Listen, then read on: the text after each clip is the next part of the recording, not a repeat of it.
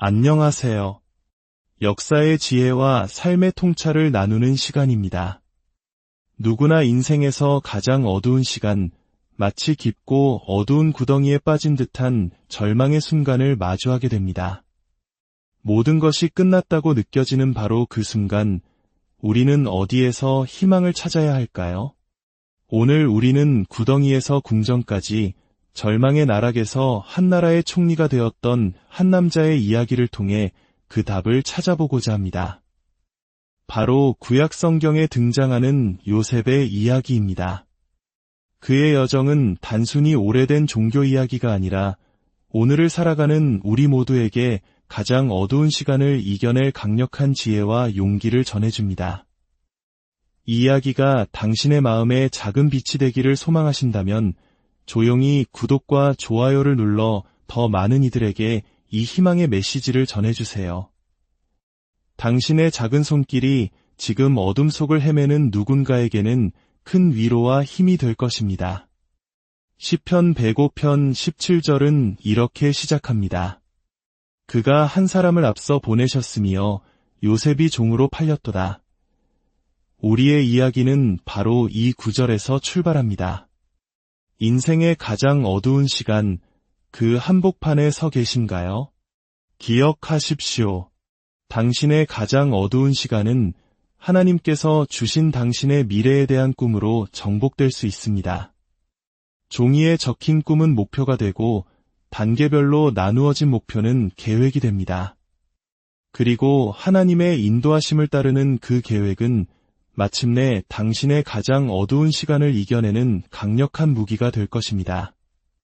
누구에게나 가장 어두운 시간은 찾아옵니다. 하지만 그 시간을 영원한 주소지로 만들 것인지 아니면 잠시 머물다 가는 경험으로 만들 것인지는 바로 당신의 선택에 달려 있습니다.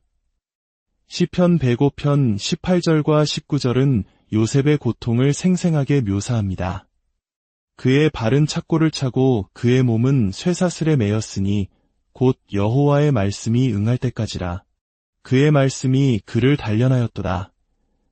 오늘 당신의 가장 어두운 날에 기억해야 할 4가지 진리가 있습니다.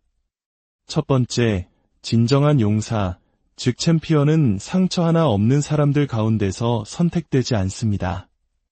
다시 한번 말씀드립니다. 하나님께서 위대하게 사용하시는 인물들은 결코 상처 없는 삶을 산 사람들이 아니었습니다.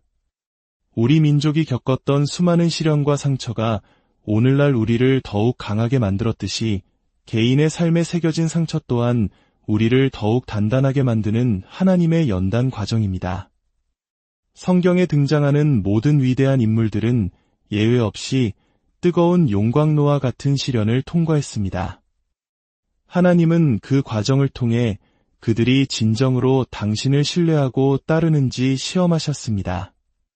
요셉은 애굽의 총리가 되었을 때에도 과거 노예 시절 찾던 족쇄로 인해 발목에 깊은 흉터를 지닌 채 죽음을 맞이했습니다.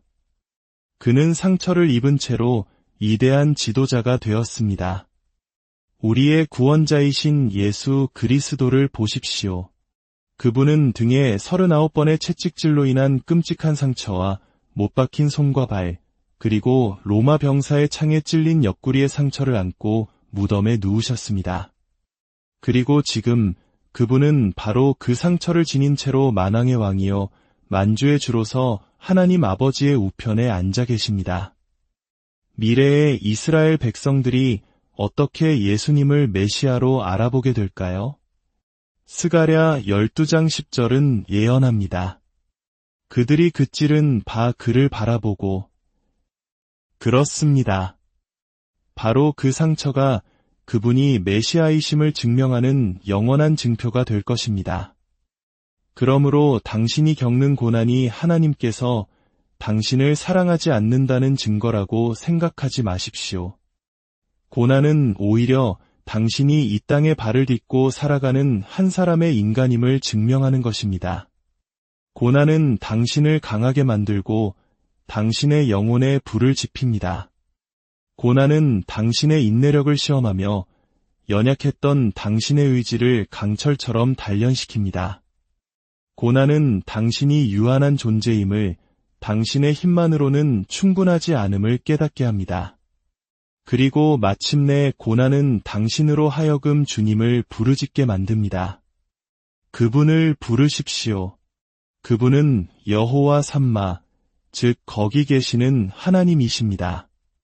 당신의 가장 어두운 시간에 세상에 비치신 그분께서 당신과 함께 하십니다. 당신이 완전히 잊혔다고 느낄 때 세미한 음성이 속삭일 것입니다. 내가 결코 너를 버리지 아니하고 너를 떠나지 아니하리라. 내 어머니가 젖먹는 자식을 잊을지라도 나는 너를 잊지 아니할 것이라. 내가 너의 보호자여, 너의 요새여, 너의 희망이여, 세상의 빛이니 내게로 돌이키라. 내가 너를 구원하리라. 성경은 말합니다. 주님은 짙은 어둠 속에 거하시는 분이라고. 당신이 감옥 독방에서 당신의 처지를 비관하며 눈물 흘리고 있을 때 하나님께서는 이미 저편에서 파라오의 마음을 움직여 당신을 위한 총리의 인장 반지와 왕족의 옷, 화려한 마차와 왕관을 준비하고 계심을 믿으십시오. 사도 바울이 말했듯이 하나님이 자기를 사랑하는 자들을 위하여 예비하신 모든 것은 눈으로 보지 못하고 귀로 듣지 못하고 사람의 마음으로 생각하지도 못하였다 함과 같습니다. 예레미야 33장 3절의 말씀을 들으십시오. 너는 내게 부르짖으라. 내가 내게 응답하겠고 내가 알지 못하는 크고 은밀한 일을 내게 보이리라. 당신의 가장 어두운 날에 당신이 부르짖을 때 주님께서 응답하실 것입니다. 시편 신편은 약속합니다. 환난 날에 나를 부르라. 내가 너를 건지리니 내가 나를 영화롭게 하리로다. 두 번째, 당신이 감옥과 같은 절망적인 상황에 처해 있을 때 역경이 곧 성취로 이어진다는 사실을 기억하십시오. 당신이 지금 힘겹게 싸우고 있다는 사실 자체가 당신이 아직 정복되지 않았다는 증거입니다. 거대한 참나무는 어떻게 그 이용을 자랑하게 되었을까요? 작은 씨앗 하나가 땅속에 묻혀 햇빛과 비를 만나기 위해 어두운 흙을 뚫고 힘겹게 싸워 올라왔기 때문입니다. 땅 위로 솟아난 뒤에도 폭풍과 눈보라, 서리와 싸워 이겨내야만 비로소 거목이 될 수 있습니다. 물의 저항력이 있기에 거대한 군함이 물 위에 뜰 수 있습니다. 중력의 저항력이 있기에 우리가 땅을 딛고 걸을 수 있습니다. 공기의 저항력이 있기에 제트기가 하늘을 날 수 있습니다. 역경은 우리를 파괴하는 힘이 아니라 우리를 더 높이, 더 멀리 나아가게 하는 원동력입니다. 모세는 미디안 광야 뒤편에서 40년 동안 양을 쳤습니다. 애굽에서는 현상 수배 1호인 도망자 신세였습니다. 그러나 하나님께서는 바로 그를 파라오의 궁정으로 다시 보내시어 내 백성을 보내라고 외치게 하셨습니다. 하나님의 부르심을 받은 단 한 사람이 거대한 애굽 제국을 무너뜨렸습니다. 불과 며칠 전까지만 해도 그는 이름 없는 양치기였습니다. 당신의 현재 상황을 보고 이것이 최종 결과라고 단정 짓지 마십시오. 하나님께서는 단 하루 만에 당신을 절대적인 권능의 자리에 앉히셔서 불가능한 일을 이루게 하실 수 있습니다. 갈릴리 바다 위에서 제자들은 거센 풍랑을 만났습니다. 배를 집어삼킬 듯한 파도 앞에서 그들은 두려움에 떨며 예수님께 외쳤습니다. 주여, 우리가 죽게 된 것을 돌보지 아니하시나이까? 그들은 정말로 죽을 것이라고 생각했습니다. 바로 그때 예수님께서 물 위를 걸어 그들에게 오셨습니다. 이 장면의 의미를 깊이 묵상해 보십시오. 제자들을 파멸시키려 위협하던 바로 그 거친 파도를 예수님께서는 그들을 구원하기 위한 인도로 사용하셨습니다. 지금 당신을 파괴하겠다고 위협하는 것은 무엇입니까? 질병입니까? 경제적인 어려움입니까? 깨어진 관계입니까? 하나님께서는 그 모든 문제를 당신의 발 아래 두셨습니다. 그리고 바로 그 문제를 당신을 구출하러 오시는 길로 삼고 계십니다. 가장 어두운 시간에 하나님께서는 시련을 승리로, 불행을 걸작으로 바꾸십니다. 요셉의 삶을 보십시오. 그는 노예로 팔리지 않았다면 보디발을 만나지 못했을 것이고, 보디발의 아내의 유혹을 받지 않았다면 감옥에 가지 않았을 것입니다. 그러나 그가 감옥에 갔기에 술 맡은 관원장을 만날 수 있었고, 그 관원장 덕분에 파라오의 꿈을 해석할 기회를 얻었습니다. 그리고 단 하루 만에 감옥의 죄수에서 세계 최강대국 이집트의 총리가 되었습니다. 그의 삶은 표면적으로는 비극의 연속처럼 보였지만 사실은 세상을 구원하시려는 하나님의 손에 의해 완벽하게 짜인 한 편의 걸작이었습니다. 요셉은 그의 가족을 구했고 그의 가족은 이스라엘 민족의 근원이 되었으며 이스라엘을 통해 다윗 왕이 그리고 마침내 온 인류를 구원할 예수 그리스도가 오셨습니다. 작은 목동 소년이었던 요셉을 세상에서 가장 강력한 자리로 이끌기 위한 하나님의 위대한 계획, 그 과정이 바로 비극처럼 보였던 그의 고난의 여정이었습니다. 인생의 가장 어두운 날을 지날 때 우리는 세 가지 거센 감정과 마주하게 됩니다. 첫 번째는 의심입니다. 요셉도 틀림없이 물었을 것입니다. 내가 정말 하나님의 뜻 안에 있는 것인가? 내 삶은 완전한 재앙인데 하나님이 나를 사랑하신다면 왜 이런 일이 일어나는가? 그러나 기억하십시오. 의심은 불신앙이 아닙니다. 의심은 불확실함과 불안정한 상태를 의미하지만 불신앙은 진리를 아예 고려하기를 거부하는 태도입니다. 불신앙은 하나님은 없다고 말하지만 의심은 하나님, 만약 우리와 함께 하신다면 왜 이런 일이 일어납니까? 라고 묻는 것입니다. 이 둘 사이에는 큰 차이가 있습니다. 사사기에 나오는 기드온을 생각해 보십시오. 그는 미디안 족속이 두려워 포도주 틀에 숨어 몰래 밀을 타작하고 있었습니다. 그때 천사가 나타나 말합니다. 큰 용사여, 여호와께서 너와 함께 계시도다. 얼마나 역설적인 상황입니까? 그가 정말 큰 용사였다면 당당하게 마당에 나와 와서 가져갈 테면 가져가 보라. 고 외치며 밀을 타작했을 것입니다. 의심을 어떻게 다루어야 할까요? 모든 것을 아시는 하나님, 당신보다 훨씬 더 지혜로우신 하나님을 신뢰함으로써 의심을 다루십시오. 하나님은 당신이 볼 수 없는 미래를 보십니다. 그분은 시작과 끝을 아시는 알파와 오메가이십니다. 이사야 55장은 말씀합니다. 이는 내 생각이 너희의 생각과 다르며 내 길은 너희의 길과 다름이니라. 이는 하늘이 땅보다 높음 같이 내 길은 너희의 길보다 높으며 내 생각은 너희의 생각보다 높음이니라. 이것은 내가 너보다 훨씬 똑똑하니 걱정은 그만두어라고 말씀하시는 하나님의 방식입니다. 의심은 어둠 속에서 자랍니다. 마치 영적인 어둠을 양분 삼아 자라는 독성 곰팡이와 같습니다. 해답은 빛으로 달려가는 것입니다. 예수님께서 말씀하셨습니다. 나는 세상의 빛이라. 빛은 어둠을 이기고 진실을 드러내며 당신을 십자가로 인도합니다. 빛은 희망을 가져옵니다. 당신이 지치고 외롭고 마음이 무너져 삶의 의미를 찾을 수 없을 때 이 말씀을 반복하십시오. 여호와는 나의 빛이여 나의 구원이시니 내가 누구를 두려워하리요. 여호와는 내 생명의 능력이시니 내가 누구를 무서워하리요. 당신을 가득 채우는 하나님의 능력을 느끼십시오. 당신은 결코 패배할 수 없습니다. 두 번째 위기는 낙심입니다. 예수님께서는 누가복음 18장에서 항상 기도하고 낙심하지 말아야 할 것을 가르치셨습니다. 우리는 기도로 숨쉬고 기도 안에 거해야 합니다. 그렇지 않으면 우리는 지치고 낙심하며 결국 쓰라린 마음을 갖게 될 것입니다.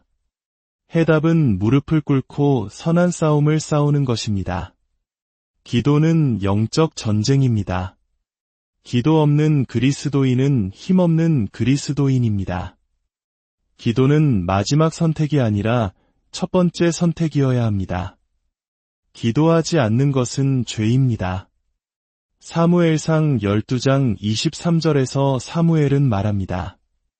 나는 너희를 위하여 기도하기를 쉬는 죄를 여호와 앞에 결단코 범하지 아니하고 하나님은 전능하시지만 우리가 기도하기 전까지는 응답하실 수 없습니다. 요셉은 낙심에 어떻게 반응했습니까? 그는 하나님께서 자신에게 맡기신 일을 계속했습니다. 그는 하나님을 원망하지도 형제들을 탓하지도 않았습니다. 우리가 하나님을 원망할 때 우리는 능력의 근원으로부터 스스로를 차단하는 것입니다. 다른 사람을 비난할 때 우리는 관계의 골을 깊게 만들고 독을 퍼뜨릴 뿐입니다. 문제에 부딪혔을 때 비난할 사람을 찾지 말고 무릎을 꿇고 하나님께 이야기하십시오. 그러면 문제가 해결될 것입니다. 또한 요셉은 다른 사람의 짐을 져줌으로써 자신의 낙심을 이겨냈습니다. 그는 감옥에서 떡 굽는 관원장과 술 맡은 관원장의 꿈을 해석해 주었습니다. 그는 자신의 처지를 비관하며 그들을 무시할 수도 있었습니다. 하지만 그는 약속한 바를 정확히 행했습니다. 혹시 격려가 필요하십니까? 당신 자신의 필요에만 사로잡혀 있습니까? 성경이 제시하는 해결책은 이것입니다. 가서 다른 사람을 도우십시오. 병원에 가서 당신과 같은 나이의 사람들이 기계의 의지에 힘겹게 숨쉬고 있는 모습을 보십시오. 어린이 병원에 가서 다시는 집으로 돌아가지 못할 아이들을 보십시오. 요양원에 가서 휠체어에 묶여 낮과 밤도 구분하지 못하는 어르신들을 보십시오. 당신은 집으로 돌아오며 이렇게 말하게 될 것입니다. 하나님, 감사합니다. 저에게는 아무런 문제가 없었습니다. 정말 감사합니다. 마지막으로 마주할 적은 우울입니다. 여기서 말하는 우울은 전문가의 도움이 필요한 정신병리학적 우울증이 아니라 실망감에서 오는 기분의 변화를 의미합니다. 성경에 나오는 위대한 인물들도 극심한 우울감으로 고통받았습니다. 모세는 시내산에서 내려와 십계명 돌판을 분노 속에 던져버렸습니다. 그가 40일간 하나님과 함께하는 동안 백성들은 금송아지를 만들어 우상 숭배의 축제를 벌이고 있었습니다. 어떤 지도자라도 이성을 잃을 만한 상황이었습니다. 욥은 자신이 태어난 날을 저주했고 엘리야는 주님, 제 생명을 거두어 주십시오. 주님을 위해 남은 사람은 저 하나뿐입니다. 라고 기도했습니다. 다윗 왕은 시편에서 내 영혼아, 내가 어찌하여 낙심하며 어찌하여 내 속에서 불안해하는가 라고 탄식했습니다. 여기 아주 흥미로운 이야기가 하나 있습니다. 미국 북동부 지역의 대구는 아주 인기 있는 상품입니다. 문제는 이 대구를 어떻게 서부 캘리포니아까지 신선하게 운송하느냐는 것이었습니다. 처음에는 냉동을 해보았지만 맛이 떨어졌습니다. 다음에는 해수 탱크에 넣어 운송했지만 비용이 많이 들고 살이 무르고 흐물흐물해졌습니다. 마침내 한 창의적인 사람이 완벽한 해결책을 찾아냈습니다. 그는 대구가 담긴 수조에 대구의 천적인 메기 한 마리를 함께 넣었습니다. 동부 해안에서 서부 해안까지 날아오는 동안 메기에게 잡아먹히지 않으려는 대구들은 끊임없이 움직여야 했습니다. 목적지에 도착했을 때 대구들은 아주 신선하고 살이 단단하며 활기가 넘쳤습니다. 이것이 당신과 무슨 상관이 있을까요? 때로 하나님께서는 우리 인생이라는 수조에 메기 한 마리를 넣어주십니다. 당신이 인생이 무의미하고 아무런 미래도 없다고 생각할 바로 그때 하나님께서는 당신을 갑자기 살아 움직이게 만드는 어떤 것, 즉 역경을 허락하십니다. 그 역경이 당신을 잠에서 깨우고 다시 싸우게 하며 결국에는 당신을 가장 신선하고 활기찬 모습으로 만듭니다. 역경은 성취로 이어지고 감옥은 궁전으로 가는 길이 되며 십자가는 부활로 이어집니다. 만약 당신이 지금 인생의 가장 어두운 시간을 지나고 있다면 기뻐하고 즐거워하십시오. 내일이 당신의 남은 인생 최고의 날이 될 것임을 믿으십시오. 이제 잠시 함께 기도하는 시간을 갖겠습니다. 하늘에 계신 아버지, 주 예수 그리스도의 이름으로 기도합니다. 오늘 저는 제 삶의 모든 문제, 개인적인 것과 직업적인 것 모두를 주님께 내려놓습니다. 주님은 길을 만드시는 분이시오니 제 삶의 완벽한 해답을 가져다 주실 것을 신뢰합니다. 주님은 나의 주, 나의 구원자이심을 고백합니다. 주님은 묶인 사슬을 끊으시는 분이시오니 저는 하나님의 응답을 받을 것을 믿습니다. 예수님의 이름으로 기도합니다. 아멘. 이제 주님의 축복이 여러분과 함께하기를 기원합니다. 주님께서 당신에게 복을 주시고 당신을 지키시기를 원하며 주님께서 그의 얼굴을 당신에게 비추사 은혜 베푸시기를 원하며 주님께서 그 얼굴을 당신에게로 향하여 드사 평강 주시기를 원합니다. 전능하신 하나님 앞에 무릎 꿇을 때 당신의 모든 생각을 사로잡아 예수 그리스도께 복종시키십시오. 그리하여 당신을 감싸는 그분의 신성한 능력을 느끼십시오.